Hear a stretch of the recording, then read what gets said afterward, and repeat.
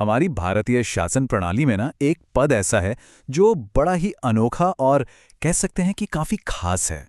तो आज हम उसी पद को जरा गहराई से समझेंगे। ये पद है भारत के महान्यायवादी का, यानी अटॉर्नी जनरल ऑफ इंडिया का। तो चलिए इस पूरे मसले को समझने की शुरुआत एक सवाल से करते हैं। सोचिए जरा, क्या हमारे पार्लियामेंट्री सिस्टम में कोई ऐसा भी हो सकता है जो संसद के किसी भी सदन में, मतलब लोकसभा हो या राज्यसभा, वहां बोल सकता हो, किसी भी कमेटी का हिस्सा बन सकता हो, लेकिन उसे वोट देने का अधिकार ना हो? बड़ा अजीब लगता है ना सुनने में। और यही सवाल हमें उस पद की ओर ले जाता है जो संसद में होते हुए भी एक अजनबी जैसा है। मतलब वो वहां मौजूद तो है पर पूरी तरह से उसका हिस्सा नहीं है। तो इस पहेली का जवाब है भारत के महान्यायवादी, अटॉर्नी जनरल ऑफ इंडिया। असल में ये एक ही व्यक्ति में दो बड़ी भूमिकाएं निभाते हैं।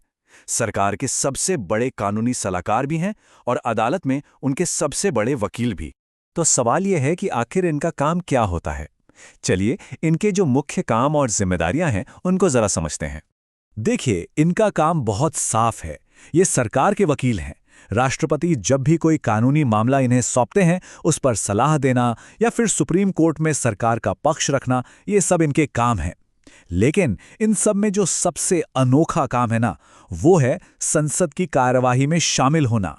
लेकिन यहां एक और सवाल उठता है कि ये सरकार का वकील आखिर संसद में करता क्या है? और यहीं इस पद की सबसे दिलचस्प बात छिपी हुई है। ये जो अधिकार है ना, ये सीधे हमारे संविधान के आर्टिकल 88 से आता है। इसमें साफ साफ लिखा है कि अटॉर्नी जनरल को सदन में बोलने का अधिकार तो है, पर वोट देने का नहीं। अब ऐसा क्यों है? ऐसा इसलिए ताकि जब कोई कानून बन रहा हो तो सांसदों को सीधे देश के सबसे बड़े कानून अधिकारी की एक्सपर्ट सलाह मिल सके, वो भी बिना उन्हें कोई राजनीतिक सदस्य बनाए। तो फिर सवाल उठता है कि एक मेंबर ऑफ पार्लियामेंट यानी सांसद और अटॉर्नी जनरल में आखिर फर्क क्या है? खैर, ये टेबल इसे एकदम साफ कर देती है। देखिए, सांसद को कौन चुनता है? जनता। लेकिन अटॉर्नी जनरल को प्रेसिडेंट नियुक्त करते हैं। और सबसे बड़ा, सबसे जरूरी फर्क है वोटिंग का। एक सांसद वोट देकर कानून का हिस्सा बनता है, जबकि अटॉर्नी जनरल सिर्फ अपनी कानूनी सलाह देते हैं, वोट नहीं डाल सकते।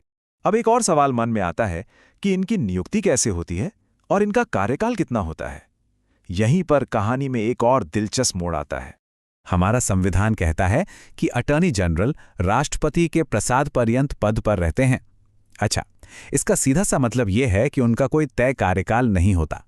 जब तक राष्ट्रपति यानी कि सरकार चाहे, वो अपने पद पर बने रह सकते हैं। और बात सिर्फ यहीं खत्म नहीं होती। आप देखिए, जजों या चुनाव आयुक्त जैसे पदों को हटाने की एक तय और काफी मुश्किल प्रक्रिया है, लेकिन अटॉर्नी जनरल के लिए संविधान में ऐसा कोई तरीका बताया ही नहीं गया है। ये बात इस पद को और भी खास बना देती है कि ये सीधे सीधे सरकार की इच्छा पर निर्भर है। तो इन सब अनोखी शक्तियों और शर्तों को देखने के बाद आखिर ये पद इतना महत्वपूर्ण क्यों है? इसकी क्या अहमियत है?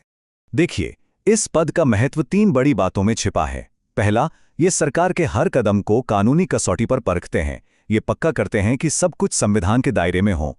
दूसरा, ये सरकार और संसद के बीच एक पुल की तरह काम करते हैं। और तीसरा, इनकी मौजूदगी से हमारे सांसदों को सीधे कानूनी विशेषज्ञता मिलती है, जो बेहतर कानून बनाने के लिए बहुत जरूरी है। और अंत में एक सवाल जो सोचने पर मजबूर करता है। देखिए, अटॉर्नी जनरल का सबसे बड़ा काम है सरकार को निष्पक्ष, मतलब बिना किसी दबाव के, कानूनी सलाह देना। लेकिन जब उनका पद ही राष्ट्रपति के प्रसाद पर्यंत यानी सरकार की मर्जी पर टिका हो, तो क्या ये उनकी आजादी पर एक सवालिया निशान नहीं लगाता? क्या ये एक तरह की चुनौती नहीं है? और यही सवाल इस पद की पूरी जटिलता को हमारे सामने लाकर रख देता।